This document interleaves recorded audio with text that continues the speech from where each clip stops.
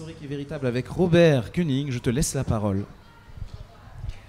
Eh bien, merci. Je salue tous les jeunes, c'est-à-dire tous les jeunes lecteurs qui lisent de tout et de n'importe quoi. Et ce que j'espère, c'est qu'ils vont lire ce petit livre qui ne fait que 106 pages. Et pour parler réellement de ce livre, eh bien, je vais faire un très grand détour, un très gros détour, parce que je vais me servir de ce livre-là, qui a été écrit par Christophe Granger, qui est la Bible de Cabri, si je puis m'exprimer ainsi. Et Christophe Granger aurait dû venir à ce salon du livre. Il était invité et au dernier moment, il n'a pas pu venir et je le regrette. Il a fait la préface quand même de ce petit livre de 106 pages parce qu'il s'intéresse exactement à la même chose que nous, c'est-à-dire à l'histoire des marquises, à un moment donné très précis de l'histoire des marquises, la fin du XVIIIe et le début du XIXe siècle, c'est-à-dire entre 1796-97 et 1806-1808. Alors pourquoi on s'intéresse à cette histoire des marquises? Parce que c'est à un moment donné où l'histoire des marquises va basculer. Ce n'est pas encore le temps vraiment des baleiniers, ça commence un peu, c'est encore le temps des trafiquants de santal, des temps de trafiquants de peau. Mais ce qui est intéressant, c'est que quelques Européens arrivent aux marquises à ce moment-là, et c'est ça qui est intéressant. Ces Européens vivent des histoires humaines à l'intérieur de la société marquisienne, telle qu'elle était, juste au moment du contact. Mais en même temps, ce sont des gens qui se sont intéressés à la langue des îles Marquises. Et c'est la raison pour laquelle je suis venu avec le premier récit écrit par William Pascoe Crook, quelqu'un qui raconte les Marquises, l'histoire des Marquises. Il y séjourne pendant 2 ans et quand il quitte les Marquises, pour toutes sortes de raisons, il retourne en Angleterre, mais pas tout seul. Et il emporte avec lui un Marquisien qui s'appelle Timao Tété. Et pendant l'année 1799, eh bien, tous les deux vont écrire un vocabulaire de la langue marquisienne. C'est le premier vocabulaire de la langue marquisienne qui soit édité. Le voilà. Je ne peux que vous montrer le livre parce que ce livre a été tiré à très peu d'exemplaires et il est déjà épuisé. Le deuxième héros de cette époque-là qui nous intéresse, Christophe Granger et les éditions Hi-Repo, eh bien c'est un jeune marin qui s'appelle Robarts. Robarts, lui, c'est un déserteur, un aventurier.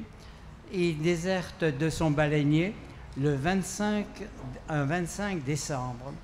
Et il va s'installer aux Marquises, il va s'installer dans toutes les îles, il va les parcourir en long et en large. Et il en écrit un journal qui est le journal marquisien. Mais lui aussi, à un moment donné, il doit quitter les Marquises. Il emmène sa femme marquisienne, sa fille marquisienne. Ils vont s'installer à Tahiti, ça ne marche pas. En Nouvelle-Zélande, ça ne marche pas. En Australie, ça ne marche pas. Et finalement aux Indes. Et c'est aux Indes qu'il va publier le vocabulaire de la langue des îles Marquises dans les années 1820. Donc, ce qui nous intéresse, ce n'est pas simplement des récits de vie, des histoires d'aventures humaines, mais ce qui nous intéresse aussi, c'est la relation avec la langue marquisienne. Alors, un petit mot sur Cabri, qui est le prétexte de la conférence aujourd'hui. Cabri, il vient de Bordeaux et il s'engage, non pas dans la marine nationale, mais il s'engage sur un corsaire bordelais, parce qu'à cette époque-là, les corsaires, C'était des entreprises, comme aujourd'hui peut-être, et ils vont partir à la chasse des navires espagnols. Et Jackpot, Cabri, avec son équipage, capture un galion espagnol, un véritable trésor, le Jackpot. Hélas, il y a une escadre anglaise qui croise au large et il est fait prisonnier et il est envoyé dans les pontons qu'il y a en Angleterre. Alors je ne sais pas, j'espère que vous aimez les bandes dessinées et j'espère bien que vous aimez les livres de Bourgeon parce que le tome 2 des Passagers du vent est consacré aux pontons anglais, c'est-à-dire ces prisons. Les prisonniers français s'y trouvent là-bas. Cabri fait partie des prisonniers français. Il a 14 ans et les Anglais lui proposent de participer à une expédition militaire, une espèce de mercenaire. Je crois que c'est pas la première fois qu'un pays fait sortir des prisonniers de chez lui, leur promet la liberté pour les envoyer se battre ailleurs. Et Cabri, il fait partie de l'expédition royaliste de Quiberon, qui est un échec. Mais Cabri arrive à se sauver. Il repart en Angleterre et là, il va s'engager à bord d'un baleinier. Et c'est ce baleinier qui va l'emmener dans le Pacifique. Et en 1799, Cabri va déserter à Tahuata, à Waitahu, et il va commencer une nouvelle vie d'aventurier. Il donne des conseils, il est adopté toutes sortes de conseils, la vie nouvelle, la vie anglaise. Il va à Nuku'iva, il est adopté par le chef de Taiohae, qui s'appelle Kiatonui, et dans un combat, parce que Cabri aime se battre, il est reconnu parce qu'il arrive à tirer à tuer d'un seul coup le chef ennemi, un chef ennemi. C'est ce qui est raconté. Mais ce n'est pas un coup de fusil, c'est un coup de fronde, c'est-à-dire l'arme traditionnelle des Marquisiens.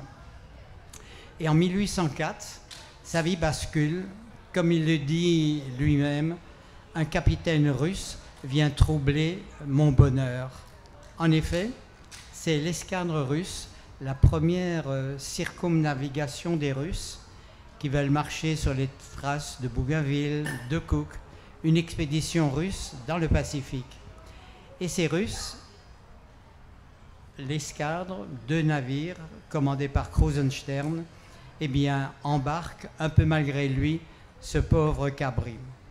Cabri essaye de se sauver à la nage, pas tout à fait à la nage, un sport très polynésien.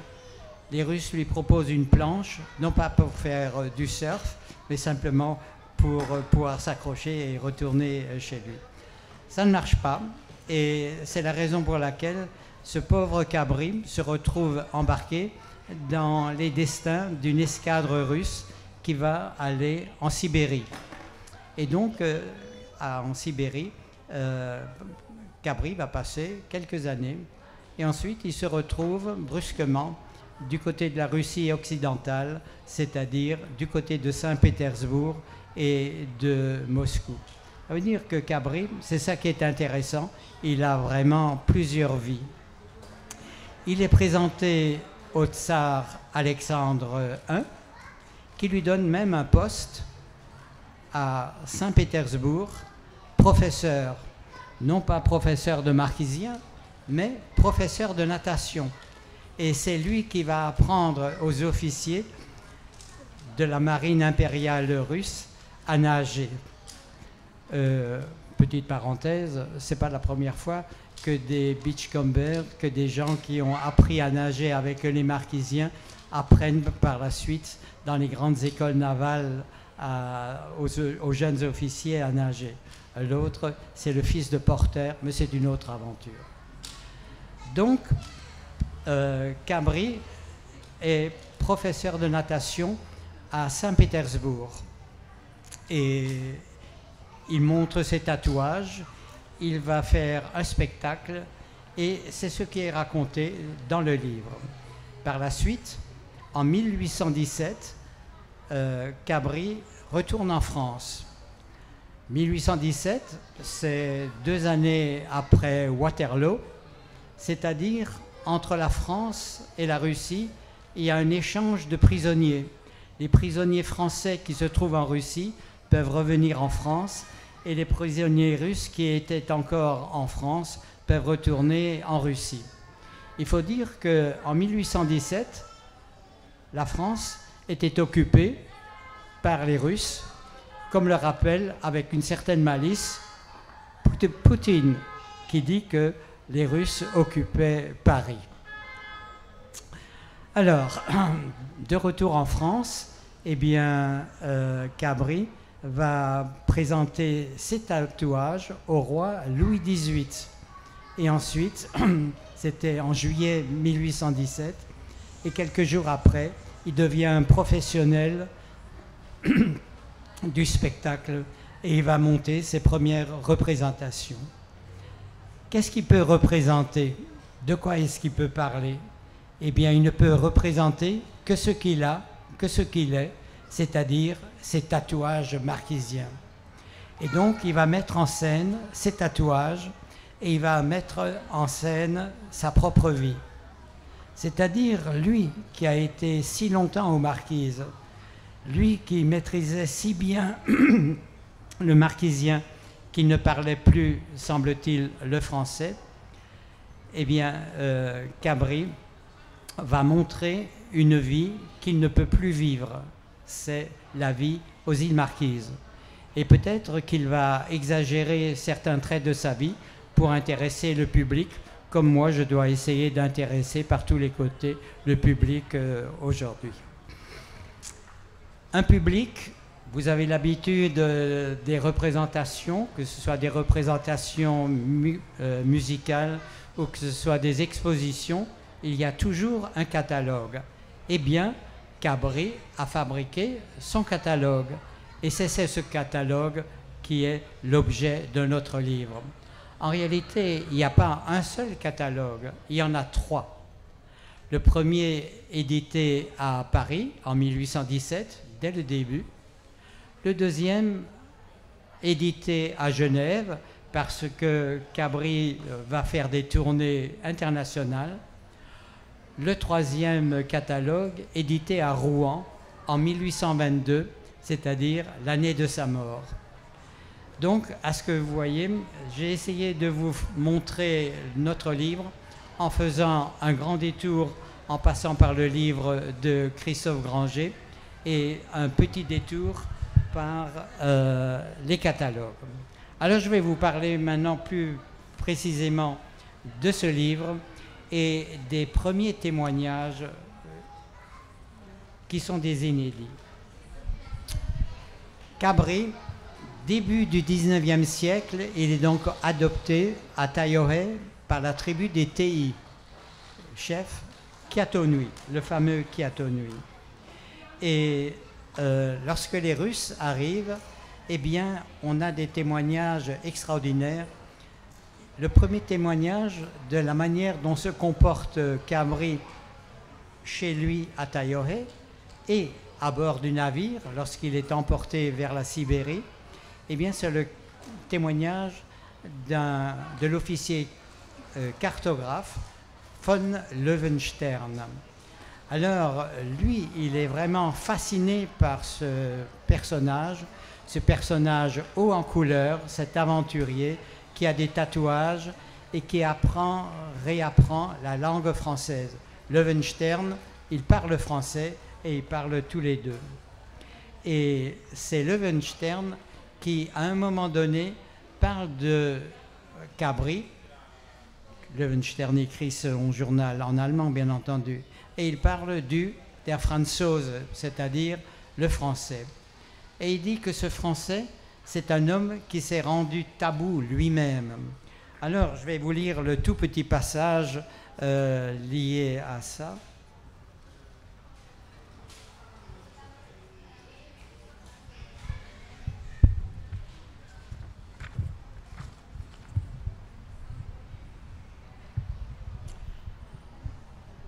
Dimanche, juillet 1804. Pour que quelqu'un puisse se faire tabou lui-même parmi les sauvages, il faut qu'il se mette à sauter dans les vallées comme un idiot et comme un fou se mette à crier le nom du roi. Cela signifiera qu'il est possédé par l'esprit du roi et est donc devenu tabou. Seul un étranger a le droit de jouer ce rôle d'homme tabou ou d'être possédé. John, c'est le nom qu'avait Cabri à Taiohae, le Français, a eu l'astuce de se faire tabou lui-même dans toutes les vallées et les baies de l'île. Alors bien sûr, il y a le mot sauvage, c'est un mot embêtant de nos jours, il n'est pas très correct, mais ça c'est un point qui est vraiment intéressant. Se faire posséder par l'esprit du roi, devenir comme le roi, être tabou, c'est-à-dire ne plus rien risquer lorsqu'il se promène dans les vallées de Nuku'iva. Ça c'était donc le premier témoignage. Le deuxième témoignage, c'est le témoignage d'un artiste, un artiste anglais qui est engagé par la cour d'Alexandre I. Et d'ailleurs, vous pouvez voir ses peintures lorsqu'on pourra de nouveau se rendre à Saint-Pétersbourg, parce que c'est lui qui a fait la décoration du futur musée de la marine. C'était le siège de l'amirauté à Saint-Pétersbourg.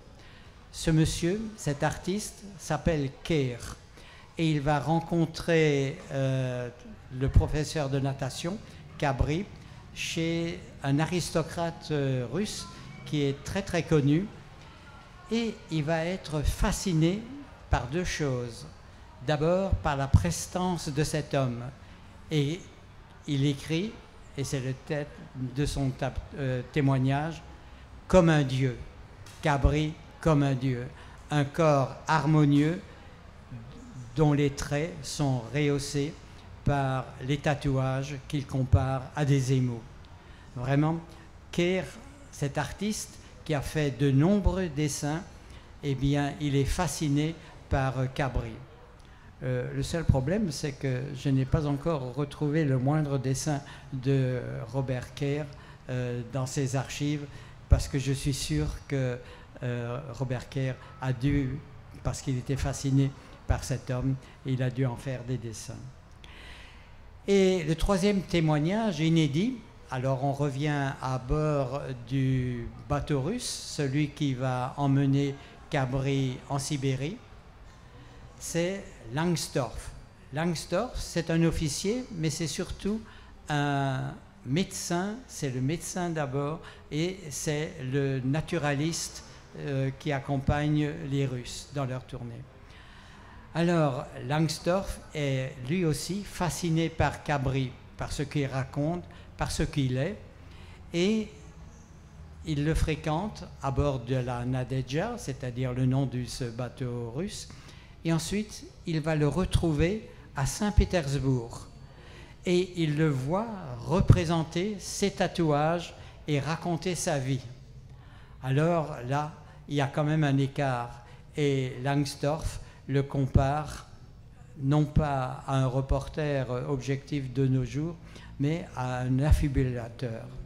Mais c'est Langsdorff qui ordonne, qui commande la gravure qui représente Cabri, cette fameuse gravure où l'on voit Cabri avec sa fronde. Donc voilà le troisième tatouage. Le quatrième tatouage, c'est un témoignage, c'est un témoignage indirect, c'est Tolstoï. Tolstoï, c'est-à-dire le père ou bien l'oncle du grand Tolstoï. Tolstoï fait partie de l'équipage de ces Russes, c'est un aristocrate et il n'a pas sa place dans la hiérarchie de ces navires. Les officiers de ces navires sont des officiers baltes. Ça vous dit quelque chose de nos jours dans l'actualité. Mais Tolstoï, c'est un aristocrate russe et qui est très très particulier. Il a une place à part. Et alors, il s'intéresse à Cabri, qui a lui aussi une place à part là-dedans. La première place, c'était un sauvage. Et donc, on dit que Tolstoï veut apprendre les bonnes manières à Cabri. Le deuxième témoignage, c'est que Tolstoï est fasciné par les tatouages de Cabri. D'ailleurs, Tolstoï lui-même s'est fait tatouer comme beaucoup de ses membres de l'équipage de l'expédition russe à Nukuiva. Mais lui, c'est un aristocrate et il ne montre ses tatouages qu'aux dames de la cour impériale russe. Bon, malheureusement, il n'y a pas de photographe à ce moment-là, ni rien. Mais en tous les cas, Tolstoï et Cabri se lient d'une forme d'amitié, autant qu'il peut y en avoir entre quelqu'un de très simple comme Cabri et Tolstoï. Tolstoï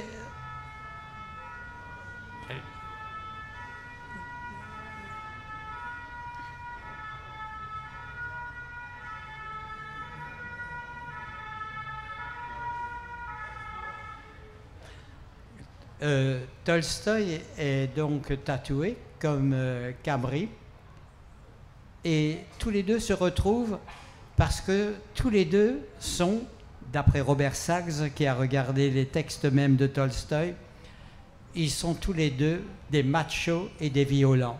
Alors c'est vrai que Tolstoï c'était un violent, c'était lui qui aimait bien provoquer et provoquer en particulier des duels. Et peut-être vous connaissez cette phrase de Tolstoï qui disait « Des pistolets pour deux, un petit déjeuner pour un ». Voilà le genre de personnage dans lequel se retrouve. Voilà, c'est le temps de la fin. Je vous ai présenté ce petit livre de 106 pages qui est à la fois un catalogue et avec des témoignages inédits. Et peut-être j'ai oublié de dire que Langsdorff s'intéressait à la musique, à la langue marquisienne, et il a recueilli quelque chose que je n'ai jamais réussi à retransformer en spectacle. Il a recueilli les paroles d'un chant cannibale, avec les notes. Malheureusement, jusqu'à maintenant, je ne peux pas vous proposer le spectacle d'un chant cannibale, mais peut-être, quand on rééditera le livre la prochaine fois, eh bien, ce sera le cas. Je vous remercie pour votre attention et il paraît que si vous avez des questions, vous pouvez en poser.